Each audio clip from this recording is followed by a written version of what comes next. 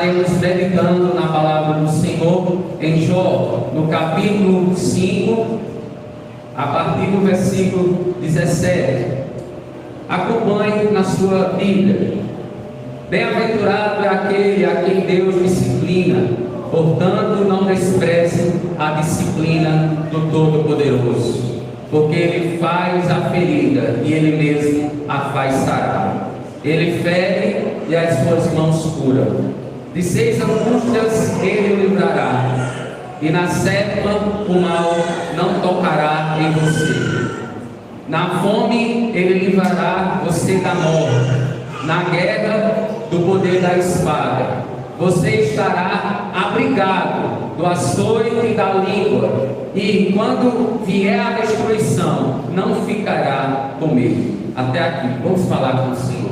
Pai de amor, Pai bendito, Deus poderoso e cheio de graça, que o Senhor esteja falando nesse momento, como o Senhor já tem falado, ó Deus, a partir da Tua palavra. Ó Deus, esse livro aberto é um manancial que nos conduz para a vida eterna. Esse livro aberto é a lâmpada para os nossos pés e luz para os nossos caminhos. Ela é eficaz, ó Deus, no aperfeiçoamento que o Senhor tem gerado em nossas vidas. Até o Senhor voltar, o Senhor há de completar a salvação em nossos corações até o dia do Senhor Jesus Cristo. Faz o Teu reino avançar, que Teu Espírito Santo ministre aos nossos corações. Assim queremos Te agradecer mais uma vez, em nome de Jesus, em nome de Jesus. Amém. Podeis assentar-se, queridos.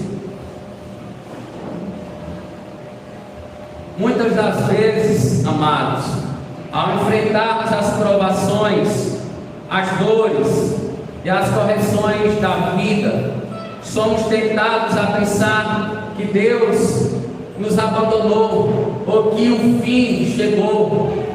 E aí olhamos para as feridas e enxergamos, às vezes, quase sempre, a morte, porque o salário do pecado é a morte.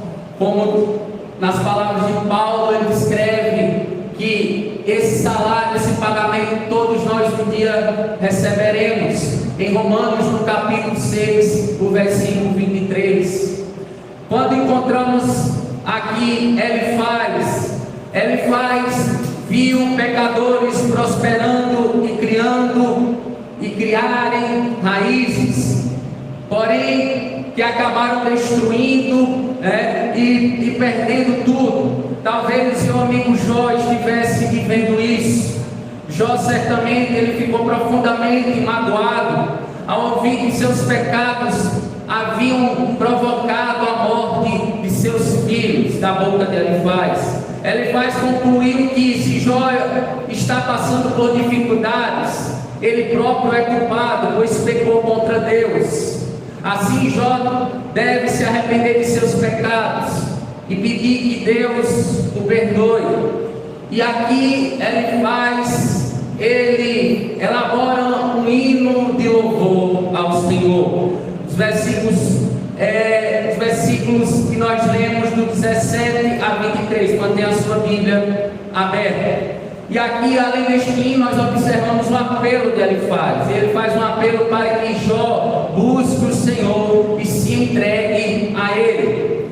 Quando a gente abre o livro de Jó, Jó é um dos livros poéticos sapienciais das Sagradas Escrituras. Nós temos o livro de Salmos, nós temos Provérbios, Eclesiastes, Cântico dos Cânticos, Lamentações de Jeremias e o livro de Jó. Segundo alguns estudiosos ou comentaristas, nós temos esses 6 livros poéticos, conhecidamente como livros sapienciais, onde nós encontramos muita sabedoria nessas páginas. E no capítulo 5, queridos, nos deparamos com um discurso de Elifaz. Quem já leu o livro de Jó sabe que Jó, ele teve amigos que se apresentaram diante dele, diante do seu infortúnio, diante da sua desgraça, diante da sua calamidade. Sabemos que Jó, ele perdeu os seus 10 filhos.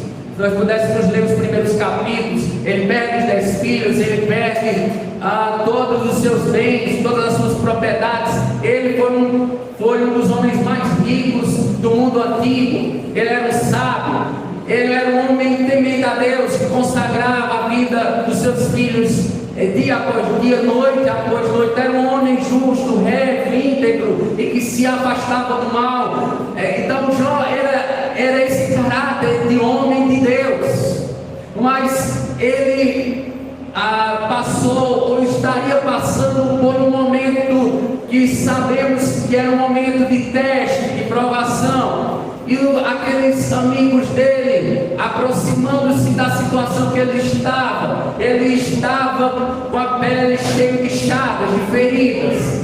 O Senhor não permitiu que o diabo tocasse na vida de Jó. Tudo aquilo que Jó construiu com as suas mãos, conquistou com o seu trabalho, o inimigo, o diabo tocou, mas o Senhor disse a ele que ele não poderia tocar em Jó. Então Jó se encontrava à beira de um precipício, ele se encontrava provavelmente com uma profunda depressão, ele se encontrava com um profundo desalentamento da vida. E aí chega a eles homens que inicialmente consolam ele, estão com ele durante 7 dias, vestem pano de saco de cinza e se abominam no pó e na cinza e clamam ao Senhor e pedem ao Senhor clemência, misericórdia pela vida de Jó. Mas em dado momento aqueles homens eles começam a questionar e trazer questionamentos que a gente vê aqui nas Escrituras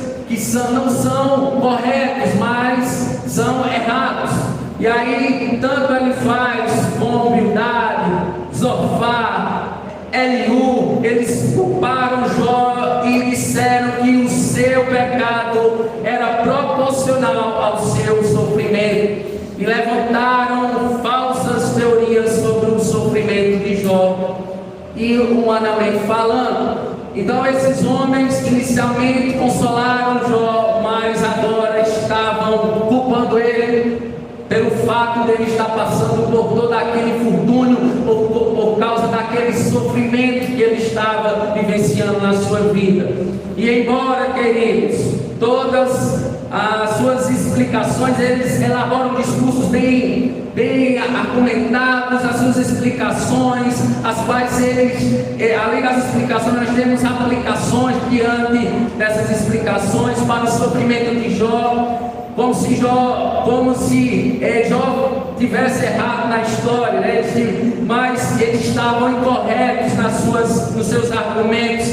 A verdade sobre a natureza restauradora do Senhor, apesar dos erros argumentativos daqueles homens, apesar dos erros equivocados daqueles homens, aqui se sobressai a verdade sobre a natureza restauradora do Senhor. E essa natureza restauradora do Senhor, ela permanece inabalável. As intervenções de Deus na vida do seu povo não visam a destruição, mas a vida. Quando atravessamos o deserto da disciplina e do sofrimento sob a mão, debaixo da mão do Criador, nós precisamos entender, queridos, que Deus não usa a dor para nos exterminar, todavia para nos despertar. Então, salta aos nossos olhos a esperança cristã, e essa esperança cristã não floresce na ausência de lutas, porém na certeza de que até mesmo o seu teste, no caso de Jó, aqui Deus testa Jó, Deus prova Jó, Deus certamente testaria o seu servo. Não seria uma correção, não seria uma disciplina propriamente dita, mas seria um teste.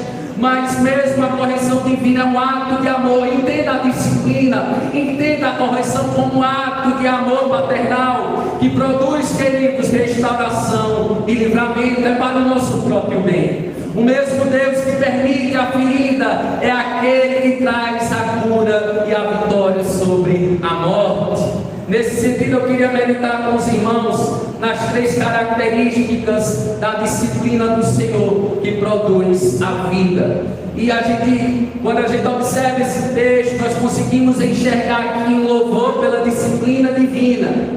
O texto aqui nos traz 3 verdades espirituais maravilhosas sobre a disciplina do meu Deus e do teu Deus sobre as nossas vidas. E a primeira característica da disciplina do Senhor, eu quero te dizer, a disciplina do Senhor, ela cura. A disciplina do Senhor, primeiro, ela faz a ferida, nas palavras de Elifaz, porém, depois, ela é a cura pelas mãos do médico por excelência. O discurso de Elifaz propõe uma teologia retributiva, onde o que estava acontecendo com Jó na mente de Elifaz era proporcional ao seu pecado. E a gente sabe que isso não é o caso de Jó, porque Deus, ele testou a fé do seu servo. Ele ativamente testou ele, porque ele conhecia a estrutura daquele homem.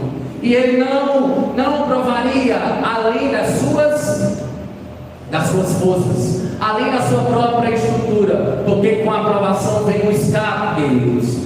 Então Deus, ele se utilizou dos seus meios pedagógicos, a pedagogia do sofrimento, e chegou na vida de Jó. E essa pedagogia do sofrimento pode chegar na nossa vida, o dia mal pode chegar. Nós estamos imunes ao dia mal, a essa pedagogia do sofrimento, porque o reverendo Arivaldo Dias Casimiro, ele costuma dizer o seguinte: que Deus, ele não desperdiça sofrimento na vida dos seus servos. Eu concordo com ele, porque o sofrimento do Senhor nos faz certamente nos aproximar mais do nosso Senhor Jesus Cristo, que é o lugar que nós devemos estar. Porque quando nós somos provados, Deus nos dá a aprovação para que nós sejamos aprovados, entendeu?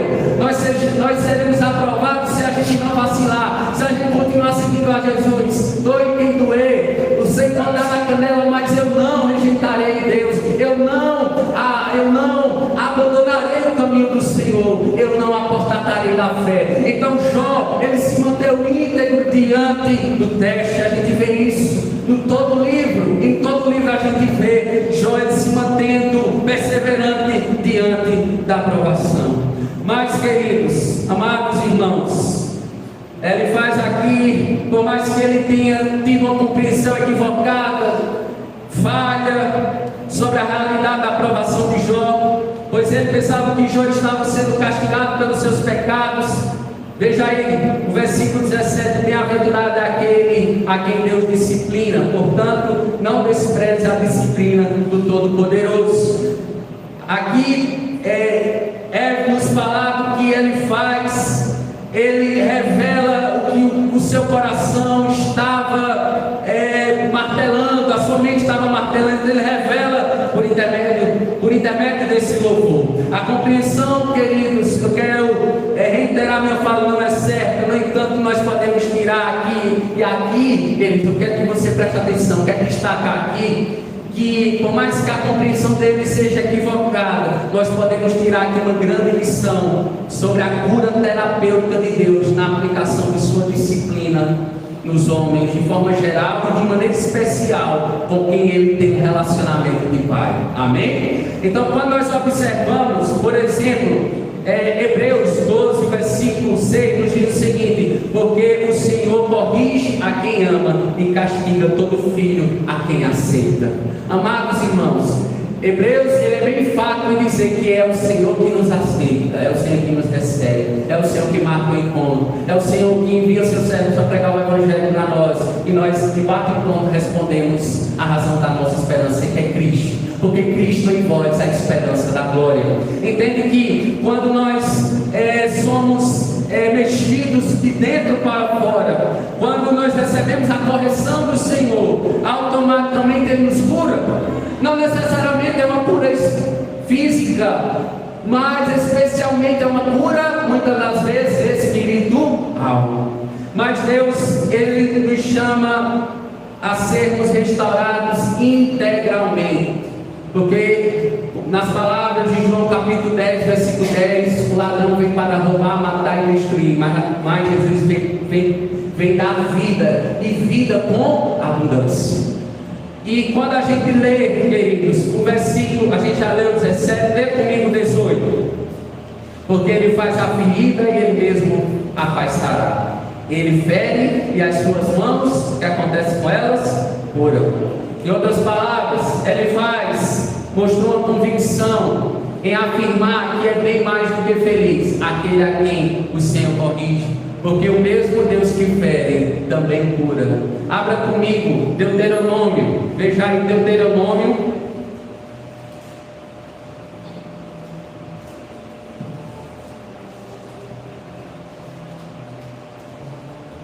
32.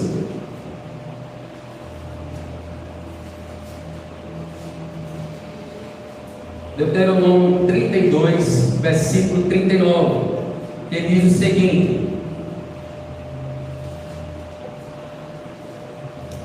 vejam agora que eu, sim, eu sou Ele, e que não há nenhum Deus além de mim. Eu mato e faço viver, eu firo e saro, e não há quem possa livrar alguém da minha mão. Esse Deus temível, grandes feitos que servimos. Abra comigo também Oséias.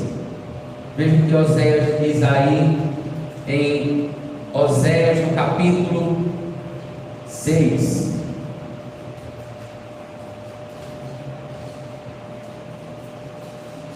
Oséias no capítulo 6, versículo 1 e 2. Venham e voltemos para o Senhor, porque Ele nos despedaçou, mas vai nos curar. Ele nos feriu, mas vai atar as feridas. Depois de 2 dias, nos dará vida. Ao terceiro dia, nos ressuscitará e viveremos diante dele. Conheçamos e prossigamos em conhecer o Senhor. Como amanhecer, a sua vinda é certa. Ele descerá sobre nós como a chuva fora de época que rega a terra. Amados irmãos, preste atenção. Deus não te livrará da aflição, porém Ele te livrará na aflição. O Salmo 118, versículo 5 nos diz: na angústia invoquei o Senhor, e o Senhor me ouviu e me pôs a salvo. Ele é especialista em salvar o ser humano no meio da angústia, no meio da tribulação, no momento difícil, no momento de calamidade. Ele chega, Ele faz grandes coisas. Me escute, Deus te livrará nas dificuldades. Deus salvará você dos teus inimigos e te dará uma vida longa e uma ditosa velhice. Veja o que Ele disse a Jó no versículo 26: em robusta velhice, em ditosa velhice, você descerá à sepultura, como se recolhe o feixe do trigo no tempo certo. Queridos, nós observamos este louvor de Elifaz. Isso nos constrange, porque ninguém quer passar por provação. Todos nós queremos estar dentro da nossa zona de conforto. Nós não queremos passar por momentos inconvenientes na vida, tempestades, mas é necessário todas essas coisas que muitas das vezes nos sobrevêm. O mal que eu temia me sobreveio. Porque Jó disse: o mal que eu temia me sobreveio. É necessário a gente entender que o importante não é o que vai acontecer, mas como reagiremos, qual será o nosso poder de reação àquilo que vai acontecer. A gente vai reagir adorando o Senhor, ou vai reagir blasfemando o nome do Senhor? Que possamos reagir como Jó, adorando o Senhor. Amém? Então, uma segunda característica, querido, que eu consigo observar nesse texto, veja o que ele faz, disse também no versículo 20 e 21, antes de nós lermos, queridos. A segunda característica, a disciplina do Senhor, ela cura, ela tem esse poder terapêutico de cura.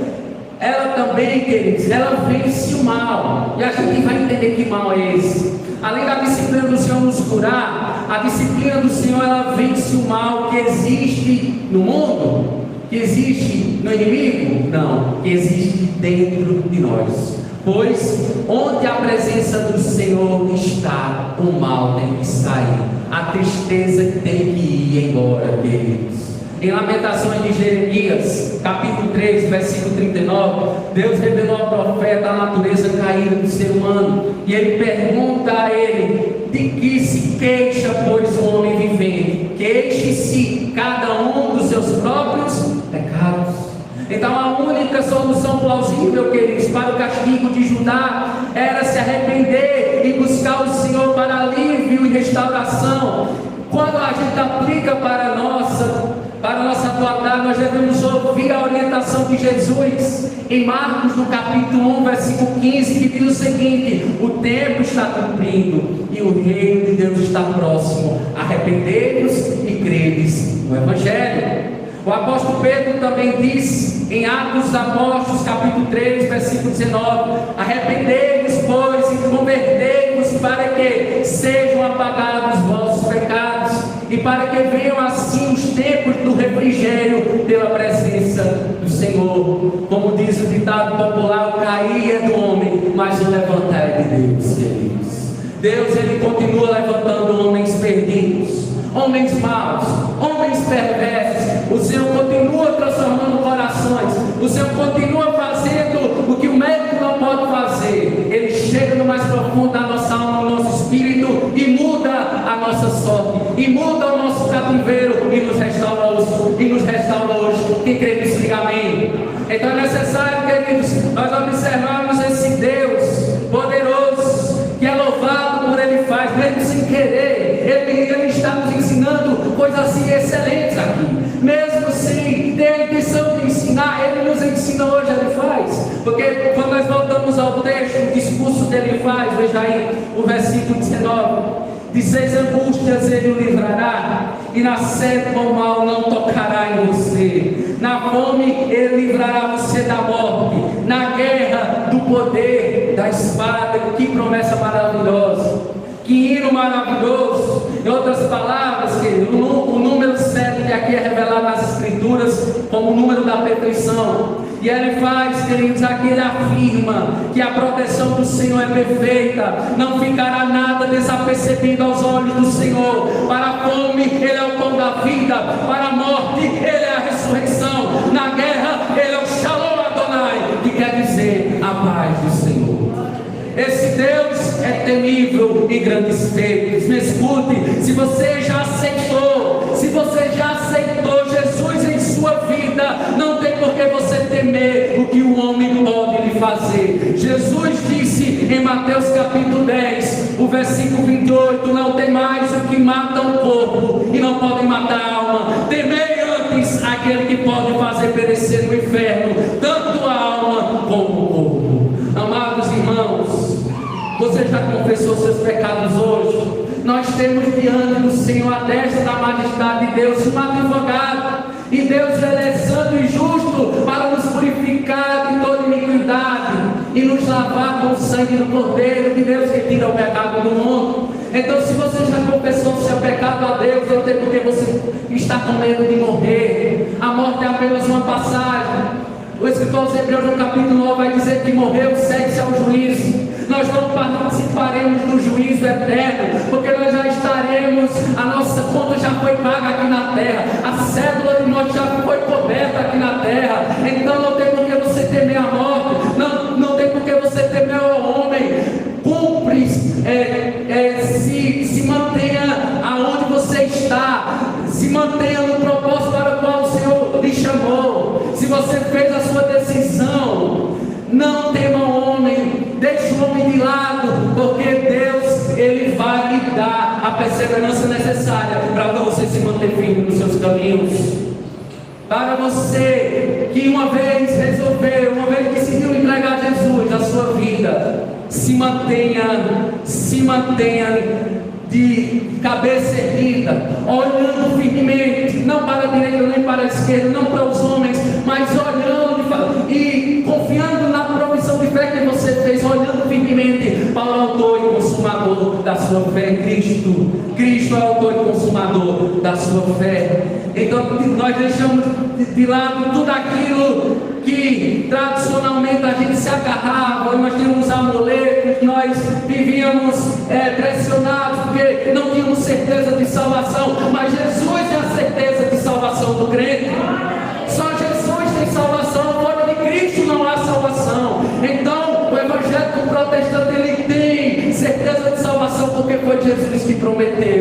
Ele é fiel para cumprir tudo aquilo que Ele determinou por intermédio da sua palavra. Então não tem por que temer, queridos.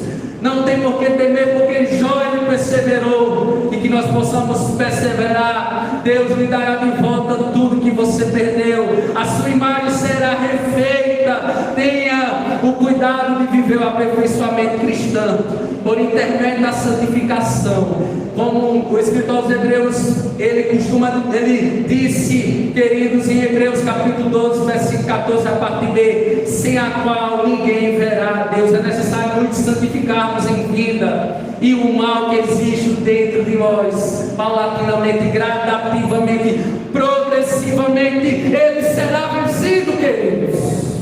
Não é do dia para a noite, não é da noite para o dia que o mal é vencido dentro de nós. Mas é necessário esforço, é necessário renúncia, é necessário se esforçar. É um esforço diário e contínuo do crente. E Deus, Ele se responsabiliza, porque se alguém está em Cristo é nova criatura. As coisas antigas já passaram, eis que tudo se fez novo. Ele é responsável por fazer, para nos tornar cada dia parecidos com Cristo. Esse Deus é maravilhoso e Ele faz grandes coisas. É necessário então somente imitarmos a Jesus, como Paulo disse: sejam meus imitadores, como eu sou de Cristo.